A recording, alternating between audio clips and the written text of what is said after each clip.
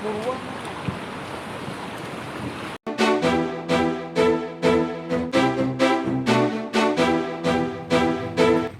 hari ke hari semakin ramai saja orang-orang yang mencoba untuk membuka sebuah bisnis baru.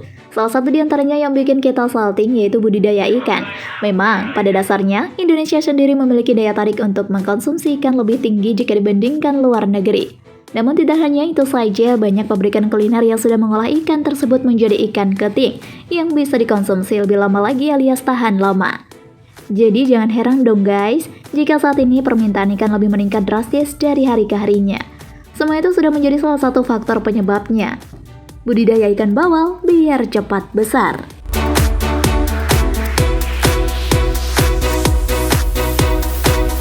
Number 7. Intip keseruan teknik baru budidaya ikan bawal.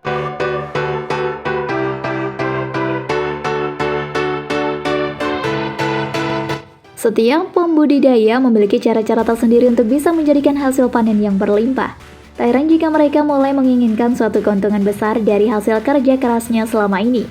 Tapi mereka seringnya melupakan teknik-teknik tertentu untuk bisa menghasilkan panen yang lebih awal dibandingkan sebelumnya. Padahal tanpa disadari, semua itu sudah ada di pembelajaran media sosial loh, tinggal kalian aktif saja mencari informasi. Pasti deh kalian akan mengalami kesuksesan yang sangat luar biasa. Tapi dari saking banyaknya teknik yang dilakukan oleh petani ikan, ternyata ada teknik tertentu yang bikin para pembudidaya mengalami keuntungan lebih besar. Salah satu caranya yaitu dengan menggunakan sistem yang tidak banyak diketahui orang lain. Nah, kira-kira sistem apa itu? Apa menggunakan air bersih atau suplai vitamin yang lebih ketat lagi? Kita semua hanya bisa mengira-ngira, jadi jangan sungkan-sungkan jika kalian ingin mencobanya. Karena kita tidak akan tahu bagaimana suksesnya sistem tersebut tanpa harus mempraktekkannya secara langsung. Nah, itu dia kira-kiranya guys.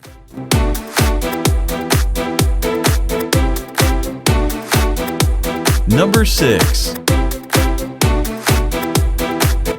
Keunggulan ikan bawal.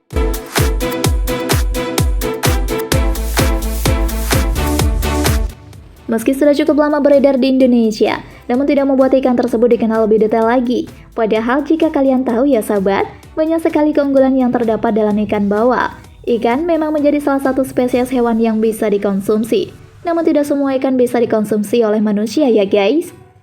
Ada beberapa jenis ikan yang bisa dijadikan hidangan makanan. Ada juga jenis ikan yang hanya dipelihara untuk hiasan dan ada juga ikan yang hidup secara bebas di lautan.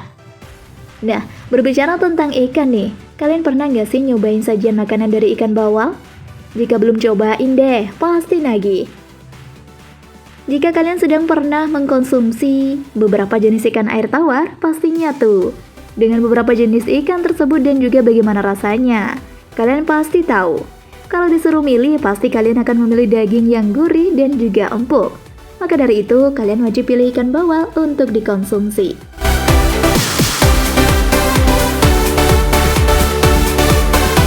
Number 5. Ciri daging ikan bawal.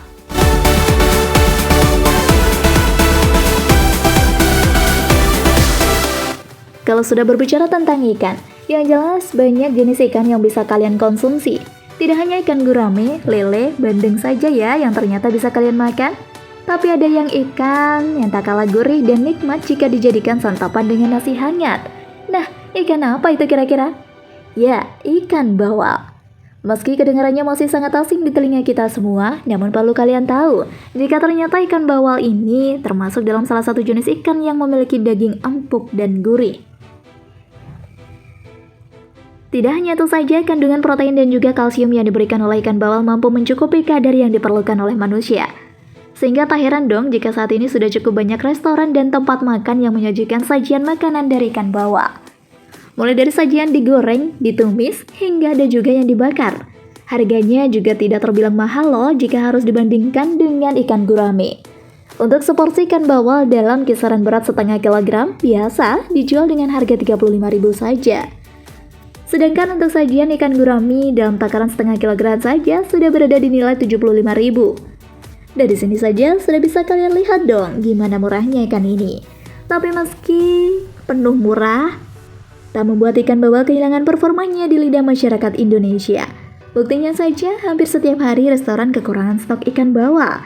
Ya, karena ikan ini laris manis dan banyak peminatnya.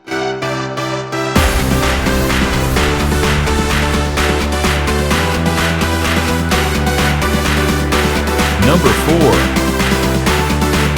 4. Ekspor ikan bawal jauh.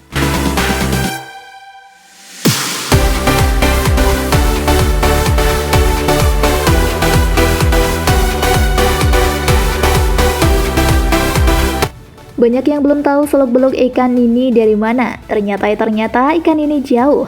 Ikan jenis bawal ini berasal dari negeri Hawaii loh. Jauh banget kan guys? Jelas jauh dong. Tapi untuk saat ini sudah banyak dibudidayakan di negara kita Indonesia. Sehingga masyarakat Indonesia tidak perlu lagi repot-repot untuk mengekspor ikan bawal itu sendiri. Ikan bawal termasuk dalam salah satu ikan predator. Sehingga jika kalian ada niatan untuk budidaya ikan ini, perlu hati-hati banget ya sahabat. Jangan sampai ikan ini dicampur dengan ikan yang masih memiliki ukuran tubuh mini. Agar ikan kecil tersebut tidak menjadi mangsa empuk dari ikan bawal besar, sebaiknya kalian pisahkan ikan bawal itu sendiri menurut ukuran tubuhnya ikan tersebut, agar mengurangi kematian dan kerugian yang akan kalian alami pasca panen nantinya.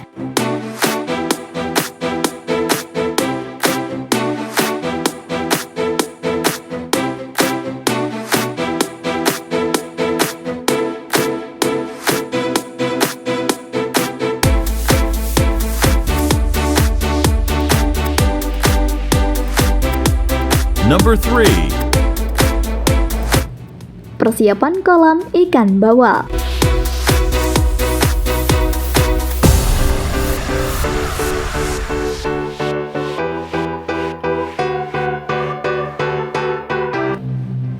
Pertama-tama kalian harus persiapkan ini guys.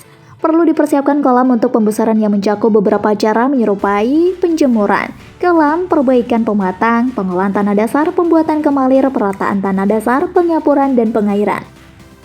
Kolam dilakukan sehabis panen, yakni ketika kolam sedang kering, dan selanjutnya dijemur di bawah sinar matahari. Jika Anda menyukai video ini, silahkan klik like dan subscribe untuk mendapatkan video update terbaru dari kami. Penjemuran berlangsung selama 4-7 hari atau bergantung cuaca. Tergantung cuaca ya guys. Dalam cuaca panas hanya membutuhkan waktu 4 hari. Sedangkan dalam cuaca redup, contohnya ekspresi dominan hujan, penjemuran sanggup berlangsung selama 1 minggu.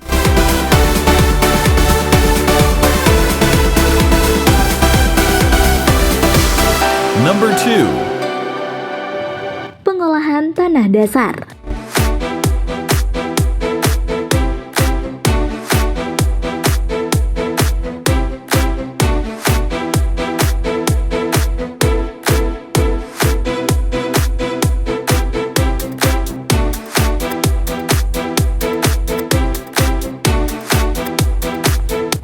Setelah perbaikan pematang selesai, langkah selanjutnya dalam persiapan kolam yakni pengolahan tanah dasar. Caranya yakni mencangkul seluruh bab tanah dasar, tetapi dihentikan terlalu dalam. Untuk kolam yang telah berkali-kali digunakan, pengolahan tidak cukup dengan mencangkul, tetapi juga harus dibajak. Dibajak guys! Pengolahan tanah dasar bertujuan biar tanah dasar kedap air, strukturnya baik dan higienis. Tanah dasar yang kedap, yang baik sanggup memperlancar proses penguraian materi organik sehingga pakan alami sanggup tumbuh dengan baik.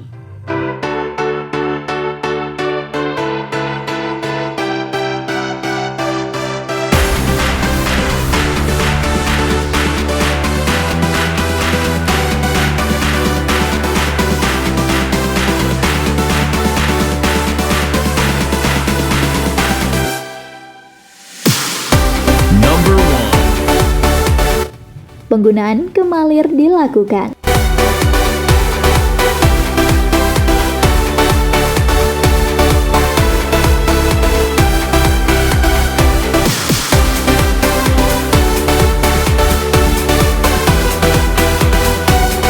Dengan cara memasang 4 patok bambu, 2 akrab pintu pemasukan dan 2 akrab pintu pembuangan. Selain kemalir, juga perlu dibuat kobakan yang berfungsi sebagai kawasan untuk menangkap ikan ketika panen. Oleh alasannya itu, letak kobakan harus lebih rendah dari dasar kemalir. Kobakan dibuat berukuran panjang 2 meter, lebar 1 meter, dan tinggi 25 cm.